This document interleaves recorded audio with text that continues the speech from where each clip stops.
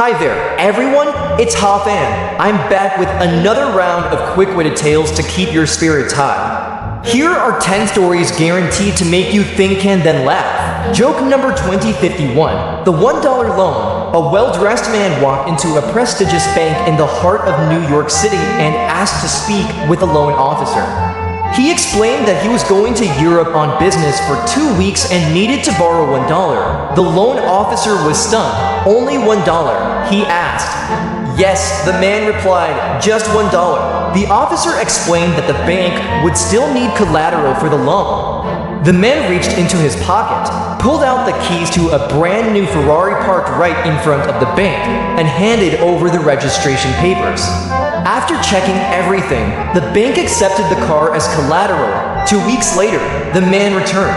He repaid the $1 loan plus the accrued interest, which came to exactly 5 cents. As the officer returned his keys, he couldn't help but ask, "Sir, we are very confused. We found out you are a multimillionaire. Why on earth would you go through the trouble of borrowing $1 while putting a Ferrari up as collateral?"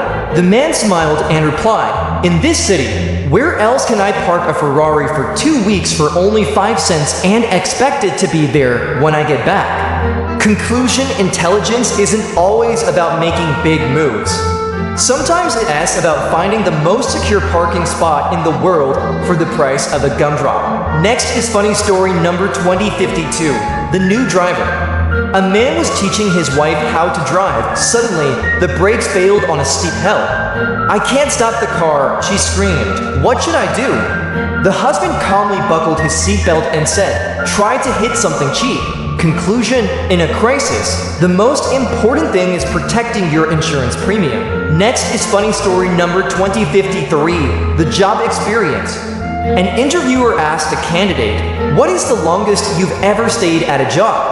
The candidate proudly replied, 5 years. The interviewer was impressed and asked, "And why did you leave?" The candidate said, "I was released on good behavior." Conclusion: it is always important to be honest about your past, but maybe keep some details for the second interview. Next is funny story number 2054, the 3 travelers. 3 travelers were staying on the 100th floor of a hotel when the elevator broke. To pass the time while climbing the stairs, they agreed that the first would tell jokes, the second would tell happy stories, and the third would tell sad stories. At the 99th floor, the 3rd traveler said, "Here is my saddest story of all. I forgot the room key in the car." Conclusion: success means nothing if you forget the one thing that actually lets you through the door. Next is funny story number 2055. Joke number 2055, the efficiency consultant. An efficiency consultant was hired to revitalize a failing office. On his first day, he asked an employee, "What do you do here?" The employee said, "Nothing." The consultant turned to the second employee and asked, "And what do you do here?" The second employee replied, "Nothing." The consultant scribbled frantically in his notebook and muttered, "Just as I suspected, dangerous duplication of efforts." Conclusion: in the world of consulting, doing nothing is only a problem if you aren't the only one doing it. Next is funny story number 2056. The clever reply: a teacher asked a student, "If you had $20 in one pocket and $50 in the other, what would you have?" The student replied, "Someone else's pants." Conclusion: sometimes the most logical answer is also the one that gets you sent to the principal's office. Next is funny story number 2057, the speeding ticket. A woman was pulled over for speeding. She told the officer, "I'm so sorry. I'm rushing because I'm late for a lecture on the dangers of speeding." The officer smiled and handed her a ticket, saying, "Well, now you have a great visual aid for your presentation." Conclusion: life has a funny way of giving you exactly the experience you were just about to talk about. Next is funny story number 2058, the broken vending machine. A man put $1 into a vending machine, but nothing came out.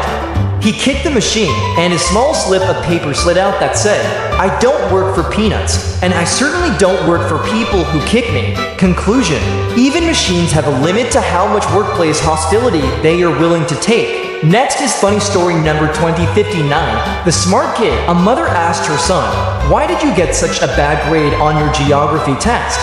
The son said, "The teacher asked where the North Pole was." The mother asked, "And what did you say?" The son replied, "I told her if she didn't know where it was, she shouldn't be teaching the class."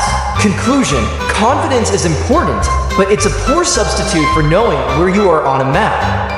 Joke number 2060, the vow of silence. A young man joined a monastery with a strict vow of silence. The rules allowed him to speak only 2 words every 5 years. After the first 5 years, he met with the head monk, who asked for his 2 words. The man said, "Food cold." 5 years later, he returned and said, "Bed hard."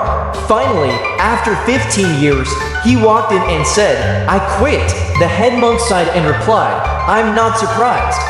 You've done nothing but complain since you got here." Conclusion: some people can find more negativity in 2 words than others can find in an entire lifetime of talking. And that's a wrap for this set. I hope these stories gave you a good laugh and maybe a little bit of wisdom. Don't forget to like and follow for more. I'll see you in the next video.